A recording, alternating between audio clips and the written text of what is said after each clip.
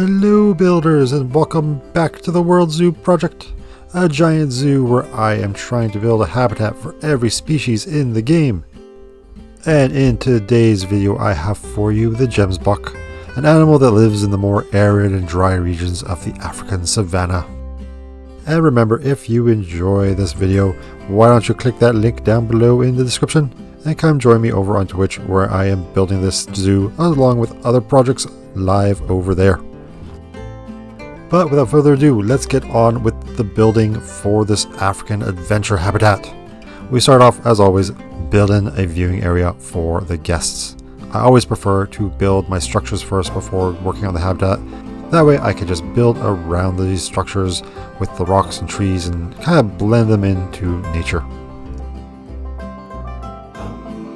For the Gemsbok, I wanted to give guests a round building to view the animals in, and round buildings in Planet Zoo have a bit of a trick to them, but generally it's pretty easy once you learn how it's done. First, you start off with a simple wall. Decorate it however you like. In this case, I'm decorating it with a more African theme, getting nice greens and yellows in there as our color for this habitat. From there, you just go up a little bit higher, add in a roof, decorate that however you please as well, and then you can copy and paste it directly across from itself to create a mirror image. Once you have that mirror image created, you can just copy and paste the group around in a circle and boom, instant round building. Of course, this had no glass panels, so it was kind of hard for guests to see the animals, so I come in and start replacing one wall section with glass and then recopying one more time. That way we end up with two variations of the walls that we can copy. Although I have to admit, I make it look easy with this lovely video editing, but I went through several iterations of the whole copy pasting. Usually what I will do is I will build a wall, copy paste a couple times, see how it looks, then I undo it, go back with some adjustments, and do it again and again several times until it looks perfect. Now for the back half of the build, I wanted to create a barn for the animals, so we will be using the same wall style for the rest of it, which makes building really easy when all you're doing is just copying and pasting. And of course we have to add in a door for the staff. Not much to see there really, it's just a staff entrance. Boring old staff don't get decorations like the rest of the guests do. And sometimes when you're clipping square buildings into round ones, you get a little bit of weird clipping issues, such as the floor popping through there. So I cover that up with some stumps, but it also adds in a nice little fun thing that we can pretend that kids can climb up on and look at the animals. Now all that's left for the building is to add in a few stalls for the animals with some hay. I always recommend doing this before you put a roof on, because coming in here with the camera is so much easier when you don't have to worry about clipping into a ceiling. And once you get all the decorations done inside, then you put the ceiling on. And boom, it's done. You can set it and forget about it and never go back in there again, because you know it already looks good. And with the build complete, we can come do a little bit of terrain editing. I usually don't like having flat habitats, so I like adding little hills and valleys and wherever I can to make this habitat look a little bit more, well, less flat. And more like a slice of nature has been picked up and put down in the middle of the zoo. Now, being that this is more of a dry grassland / desert habitat, there's going to be a lot of rock decorations. So let's just sit back and enjoy some lovely rock work to get that strong foundation in for this habitat.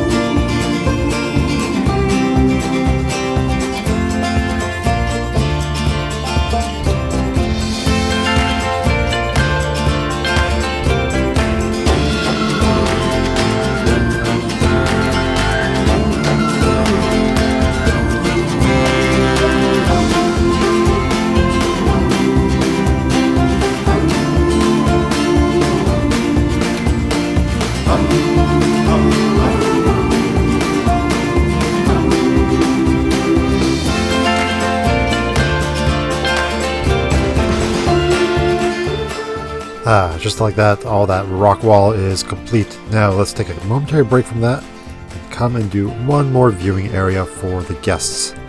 Originally, when I was planning the habitat, I figured I would just put the educational talking point in the main building and have guests go in there to listen to a little talk about the Gemsbok. But I decided that I wanted to have another building off over here, as the space seemed a little empty, so it gave me a good chance and excuse to just build something new.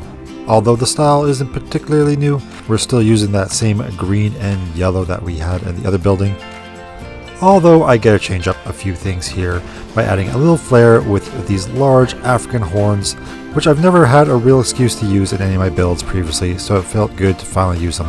And it also made sense, being that the Gemsbok have some really wildly long horns, so it all seemed to work out with that style.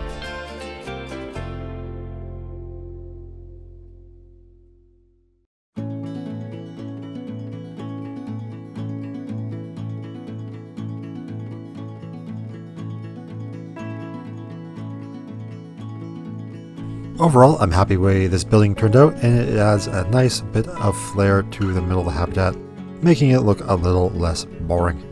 And now let's just quickly finish off the railing so guests don't fall in and impale themselves on the Gemsbok's horns. And then we can go about doing the rest of the habitat's outer walls. Again, don't want guests falling in and impaling themselves on those horns. For the walls, I just grab a wall segment from the building we had just built and add in a small canopy to give guests a little bit of shade. From there, it's just an easy effect of just copy pasting it and matching the curve around the edge of the habitat. Afterwards, I will fill in a few gaps left in the wall with little columns of rocks or some trees, and I'll even remove a couple wall segments a little bit later down the road as well, just again to add in more rocks and trees to make this look a little bit more natural and not like some artificial barrier. Normally my habitats will usually have a backdrop of a mountain or some kind as a natural barrier on the back half of a habitat, but in this case this habitat is more or less in the middle of this entire area, so I can't really do that, but we make up for it by just putting rocks everywhere. Now let's get ready for a little bit of rock placement 2.0. Originally I was going to do this all at once, but I got sidetracked with building that new education area as well as the exterior wall, but we're back on the rocks.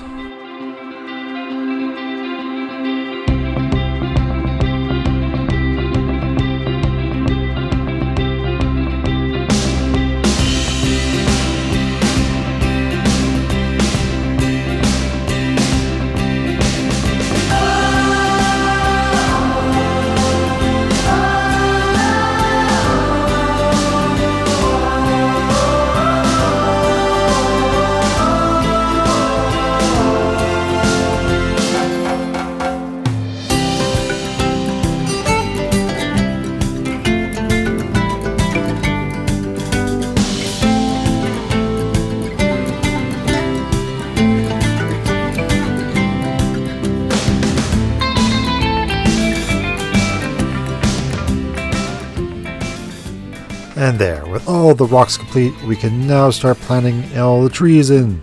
Although I probably went overboard again with the trees. This is supposed to be a desert grassland habitat, and I always end up putting in way more trees than I'm supposed to.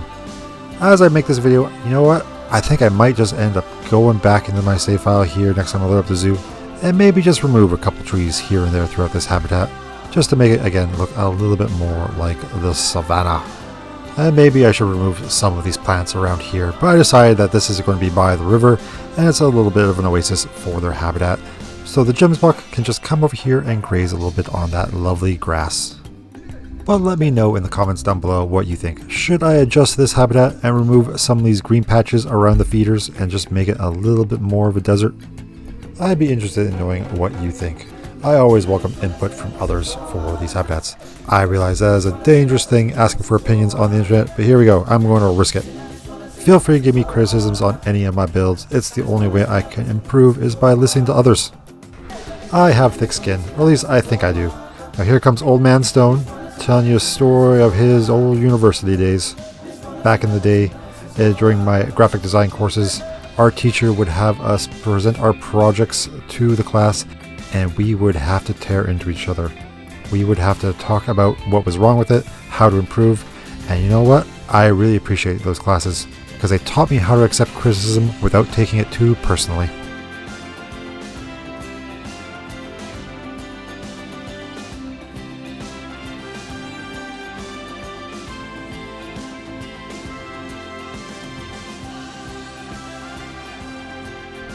Now, with the habitat complete, let's come to the outside and just do a little bit of decorating, creating a few wooden plots with some mulch inside that we can plant some desert flowers into.